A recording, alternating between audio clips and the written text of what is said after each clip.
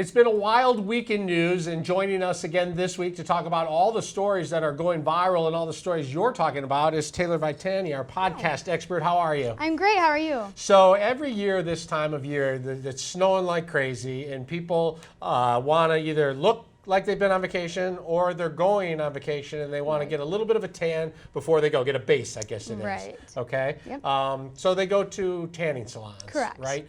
Do you ever use tanning salons? I do. I really love going. It's not only for the tan, but it's very therapeutic, and it is for a lot of people. So for people who don't use it, what typically happens? They're usually a small business, right? Right, usually, and there's obviously individual rooms with their own booths, and then you go in there, undress. It's very private, and that's kind of going to lead into our first story here is just in Shelby Township, Chili Peppers Tanning Salon, there were several cameras, hidden cameras planted in different rooms. And obviously tanning is, like I said, very private, thing. You undress, you get into the tanning booth, and you go in there. A lot of people do it naked. So there was someone that was found out. They figured this out on February 14th, I believe it was. There was an Valentine's Day. How yes, nice. I know, so appropriate, right? It was an off-duty police officer that actually noticed the camera. So notice they would have to hide the camera, and it's not like a camera like you'd picture a home video camera. This would be like one of these pen cameras for people. If you've ever been to one of these spy shops or places like that, or you go online and look, you can put a camera in a pen and they're you easy to pop get it like too. that, Yeah. and you're rolling video, and you would never know it, right? Right. They have them in keychains and all kinds of right. things. You can put it in anything. Basically. So it must have been like one of the, or a nanny cam. People will put a stuffed bear in the house to make sure their sitters doing what they're supposed to be doing. You could probably even just stick it right onto the wall. I'm sure they probably have things that are appropriate for that kind of thing. I'm sure it would be easy, but the fact that someone would invade such privacy like that is crazy. But they have arraigned someone. His name is Brian Macaborski. He is from, I believe, Macomb County. So he is kind of, everything's being investigated and figured out. And that's typically when you have a case like that. And there was a case just recently at Somerset Mall, and I don't know if you saw this or not, but somebody was taking upskirt photos. And this is a person who puts a camera on their shoe and will get as close to a woman wearing a skirt as possible and then hit a button to take pictures. And they caught that guy too, and it was somebody who was behind them who just thought it looked strange, and they called security, and they were able to catch and arrest that person, and they found out that he had a history of doing this. And I think in this case, in this tanning salon case, again, this person has a history as well. Yes, he has been convicted in the past for, technically it's eavesdropping, but it was planting a listening device. So he has kind of done this before, probably not obviously to the same extent or whatever, but just the fact you're supposed to be able to feel comfortable being in a private area during something like that, and it's sad that someone would invade such privacy. So what would you do as someone who goes to a tanning booth? Would you look around to before you got undressed to see if there's anything that looks out of place, or look for cameras, or would you just make sure that you wore a bikini or something along those lines? Well, I'll tell you, Kevin, I will now. I will. I used to just kind of, just like everyone does, you go there to relax and you go there to get your tan, and you don't even think that something like that would even happen. So it's bizarre, but it happens, I guess. Are they still tanning beds where you lay down, or do you stand up? Well, they have both, yeah. So I think the ones that were planted, from what I've read, were the ones where they lay down. It's a little bit more easy. I'd just be afraid of the germs before. Worse than being photographed. I'm more afraid of the germs. Right. You kind of get past it when you start seeing your own base tan. You're like, wow, this is nice. So. All right. Now, you had sent me a story that said everybody's talking about this on the internet. This is it involves Donald Trump and pigeons. Is that right? Yes. So there were pigeons that were released in Las Vegas. And they had these MAGA hats, these red, tiny tiny bird hats? Yeah, that was Make America Great Again, and they had them glued to their head, and then they just were released in Nevada. So I read a little bit on this story. Were people mad about this, or people? Oh yeah, I think my mom and I were talking about it. We were like, "Where's PETA?" You know. These poor pigeons have to wear a hat, and then it has to be a mega hat. And it's glued onto their head. I can't even imagine catching a pigeon, let alone gluing something to their head. But the party responsible is a group. They call themselves PUTIN, so Putin. It stands for Pigeons United to Interfere Now. Oh, so trying to influence the election. Right. I guess they're kind of it's sort of a statement and sarcastically a statement for, loyalty to President Trump, and I guess to the caucuses happening, in Nevada. So I don't know. I just can't even imagine someone would even think that up to do it. Yeah. But they're getting attention. People are talking about it. Right. People are talking about the goal. That is. So they reached their goal if that was what it was. In this other story, I guess it's good news and bad news. Bad news is that this person was locked up for so many years of his life, wrongfully convicted, innocent guy. The good news is he's out now, and he's going to be able to collect some money to kind of reimburse him for his lost time. Right. So this man was out of Kansas. His name was Lamoti McIntyre, and he spent the last 23 years behind bars.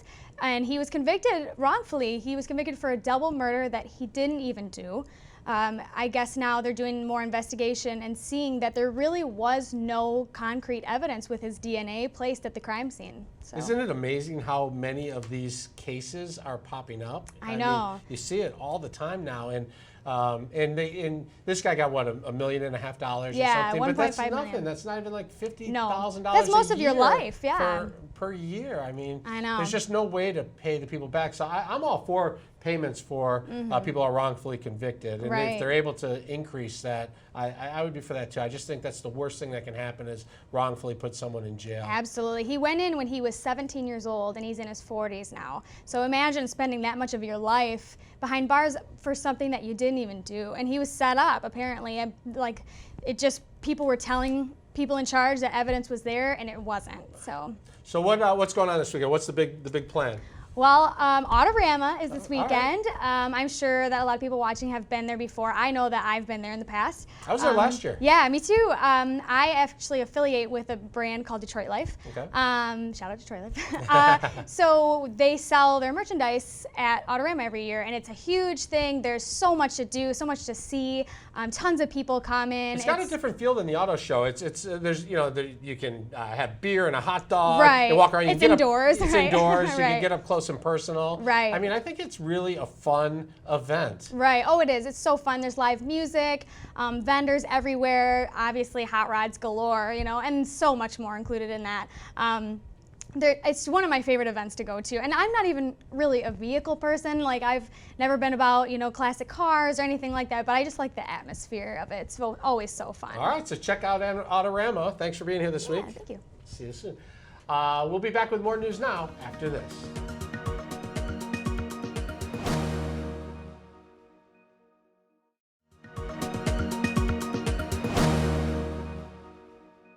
Voters will make their decisions in South Carolina, then multiple states on Super Tuesday. And then it's Michigan's turn to vote.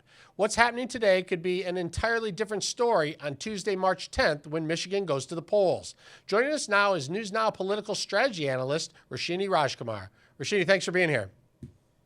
Yeah, so much to talk about, Kevin. It's really a crucial time for all of the candidates. I know. It's been so fun to watch. It started out with Pete Buttigieg jumping out to an early lead, and then Amy Klobuchar did well in New Hampshire, and then all of a sudden we get to Nevada, and Bernie is pulling ahead. I mean, it seems week to week the story just keeps changing, and Michigan's only 2 weeks away, but we don't even know who's going to be in this race and who isn't.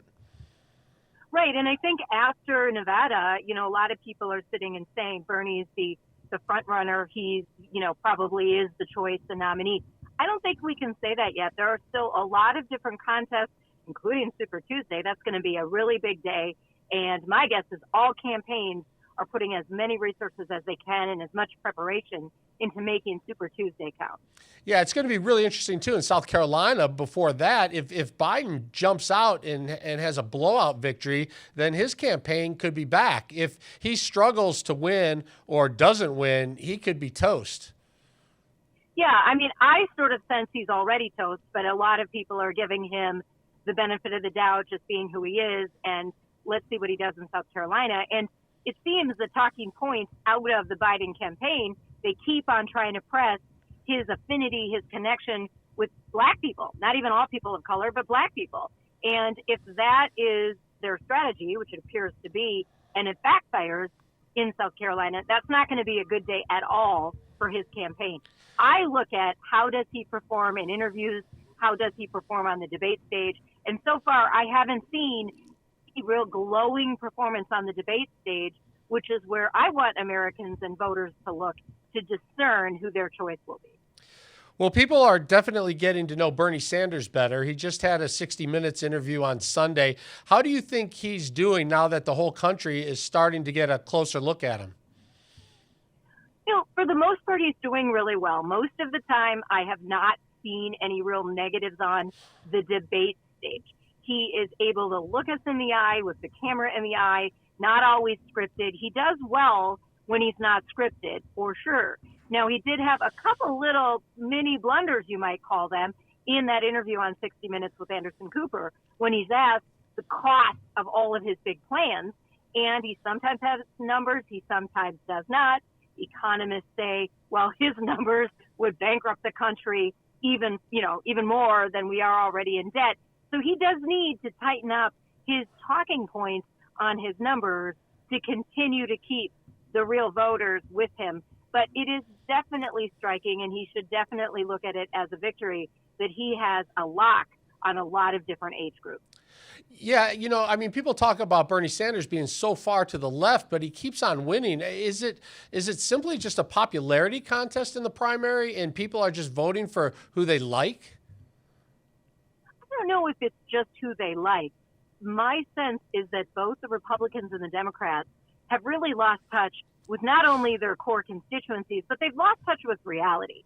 I mean, so many of the storylines out of the Democratic side are that many of them don't want Bernie to be the front runner. The mainstream Democrats are scared that Bernie's the front runner, instead of looking at the other Democratic candidates and as a party figuring out what it needs to do to get back in touch with the American people. So that's a huge PR loss for the Democrats that they have not yet figured that out. People are saying Amy Klobuchar's campaign is on life support. What would you coach her to do at this point if you were running her campaign? She definitely has to stay smooth on stage and smooth and not defensive no matter where she is, whether it's in private moments or in public moments. Because unfortunately, in Vegas on that debate stage, she started out quite strong and then ended up with, some call it a meltdown. I don't know that I'd call it a meltdown. It was definitely a defensive posture with Mayor Pete. That is not how she wants to portray herself, especially because she does have a lot of accomplishments. And if she just continues to run on the credentials and the experience, she's going to do a lot better than if she gets defensive with any of her opponents. And how would you advise Elizabeth Warren at this point? Elizabeth Warren had a really strong showing in the Vegas debate. We saw some fire out of her. She really needed that kind of a showing. In general, she has to stay very transparent, keep that fire burning, but at some point, and it might not be until after Super Tuesday, she needs to decide if she should call it quits. And how about Pete Buttigieg?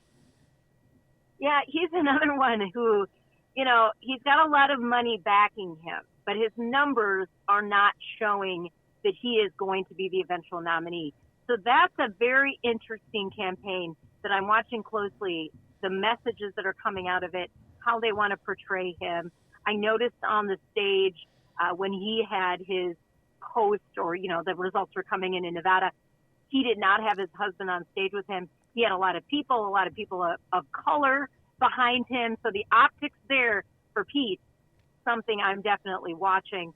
But he is also one that needs to find some new life because he can't just count on how he usually is so smooth on the debate stage to get him far. And Michael Bloomberg is still really an unknown. Do you see him as a threat to Bernie Sanders? I don't see him as a threat right now. Of course, someone with those kind of deep pockets is a threat to anyone. There's all these theories about, he's really a front for others or Hillary Clinton. I think we need to just chill out on those theories and just see what he does. not only in his ads, but when he's really talking to Americans.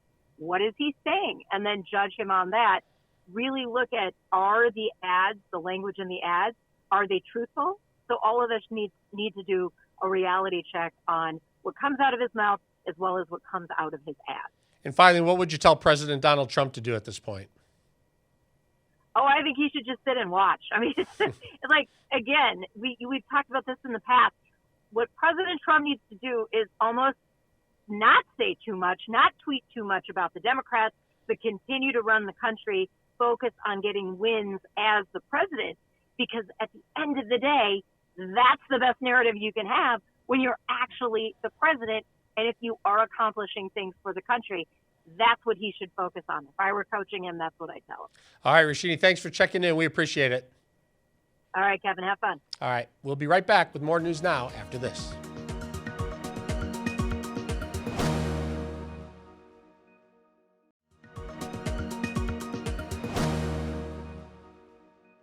Election 2020 is coming to Michigan on March 10th.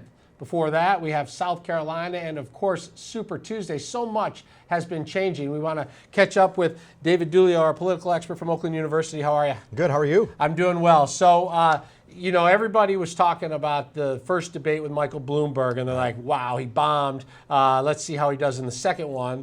And people thought he did a little better. Mm-hmm. But now we're starting to see numbers. Like something happens, and all of a sudden there's this trickle effect of what voters, how they take it in and how they react to it. What are we starting to see in the numbers as it relates to Michael Bloomberg post-debate? Well, we've seen him take a big dive after that first debate where he appeared in Nevada. He did do a little better in South Carolina, but let's be honest about it. The bar for him to get over to do better than Nevada was pretty low. Yeah, it was. So, maybe he gets a little bit of a reprieve from a big fall in the polls, but nationally, he doesn't look very strong. He's in the mid-teens.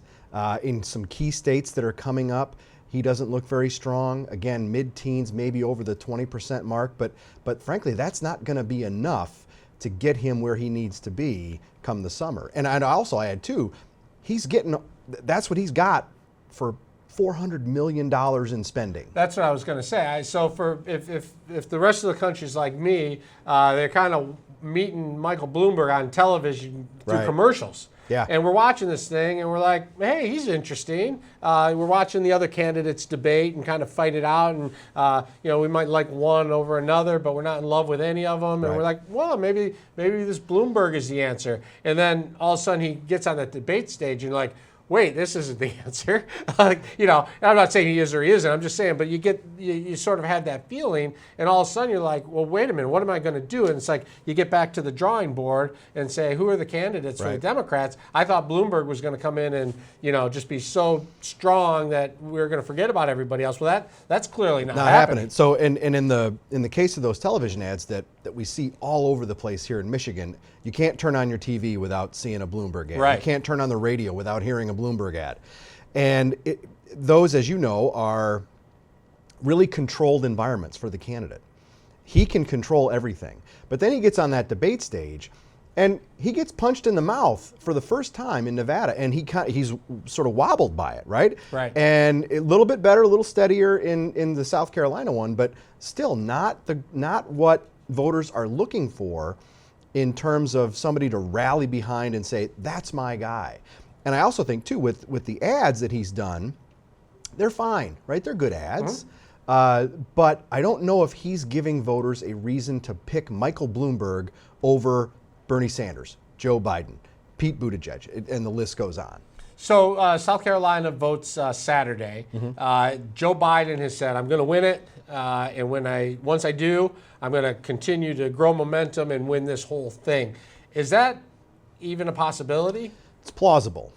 Not terribly likely, but plausible. And it really does. How does that play out? So he gets some momentum in South Carolina you saw Pete Buttigieg did in Iowa. Right, but also note, too, for Buttigieg, that was fleeting. Right, so I like to think of presidential primaries as this sort of iterative process where one event happens, whether it's a primary election or a debate. things happen, and then those can sort of recalibrate the race for voters in upcoming states or across the country. So Biden needs a solid, strong win on Saturday in South Carolina that can propel him to do better on Super Tuesday.